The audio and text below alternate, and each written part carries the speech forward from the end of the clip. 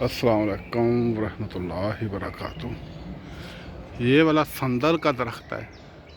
अम्मी कह रही थी मेरे को तो मालूम नहीं है संदल का दरख्त कौन सा है। इसके फूलों की खुशबू कहते हैं बहुत ज़्यादा है, लेकिन है ही बहुत ज़्यादा हाइट पर है।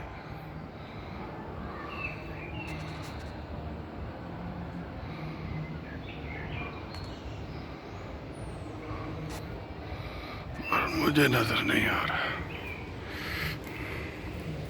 ये सैमसंग का रिजल्ट है।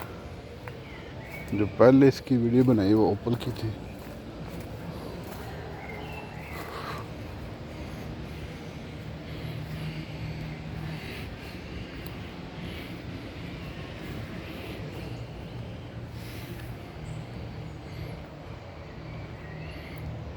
ये जिसके ऊपर सफ़ेद सफ़ेद फूल है।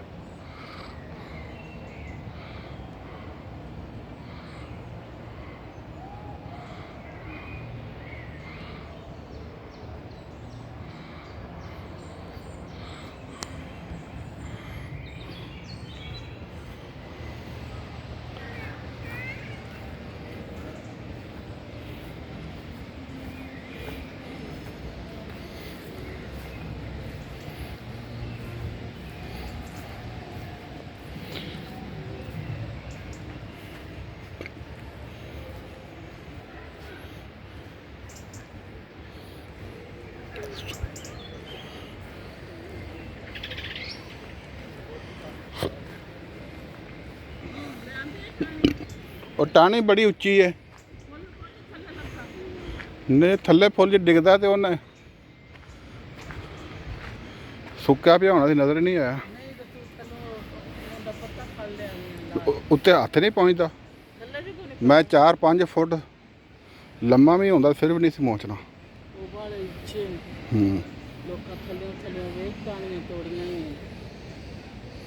नहीं उनके थले टाणी टुटी का महसूस नहीं होता। अगली वीडियो जी बनाई तुहाडे फोन की बनाई उस तक हुण इहदी बनाई है।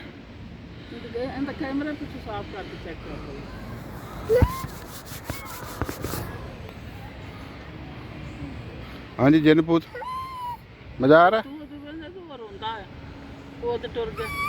बस क्या और बस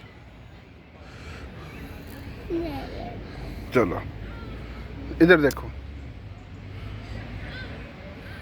ए, आप चिट्टे हो क्या चिट्टे हो, काले हो क्या ब्लैक हो, जल्दी बताओ।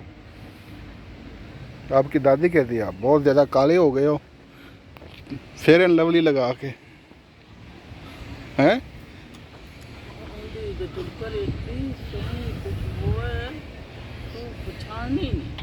नहीं यहाँ तो तुम खुशबू की सूंघी हो है ना, तो फुल किंज फड़ लिया।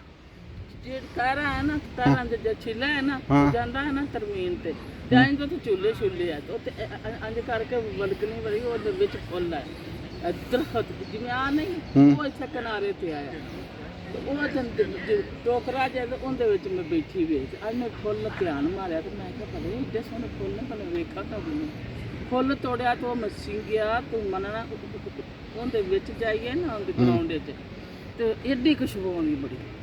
वो मैं फुल में तोड़िया अंज करके सिंघिया वो इन्नी प्यारी खुशबू मैं प्यान नहीं बह जाता। फिर मैं तैरा बखाया मैं कि तैरा आ जो बूटा है ना जी मेरे घर तस्वीर है ना इंडिया की आई है बड़ा घटा के वो संदल का मेरा संदल की दरख्त तुहानू भी पहचान नहीं है कि हैगी है। मैं वो खुशबू सिंघी है मैं क्या फुल्ला जो खुशबू मैं कि इनका मतलब कि तुहाडियां गल्लां तो पता लग गया तुसीं दरख्त नहीं वेख्या संदल का अजे तक। संदल का दरख्त तो नहीं वेख्या इंडिया वाले बखाते हैं। वेख्या मैं भी नहीं तो बखाते नहीं इंडिया संदल का वो कहना बिरना की गल कर लो। हाँ जी आपने वेख्या संदल का दरख्त जिंदे फुल च खुशबू संदल दे मन जपदी है वेखा हैं मेरे फोन च वेखी जिज्जी किवें दी वीडियो